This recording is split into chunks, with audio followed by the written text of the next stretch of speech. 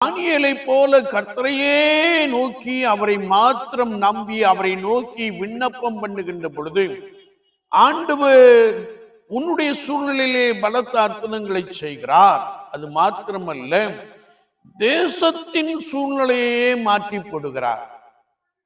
பல தேசங்களுக்கு அதிபதியாக காணப்பட்ட ராஜாவாக காணப்பட்ட தரியு சொன்னபோது, கர்த்தராகிய ஆண்டவரே ஜீவன் உள்ள தேவன் என்று அறிக்கை பண்ணும்படியான தேசத்திற்குள்ளே மாற்றத்தை உருவாக்கும்படியான கிருபைகளை ஆண்டவர் கொடுக்கிறார்.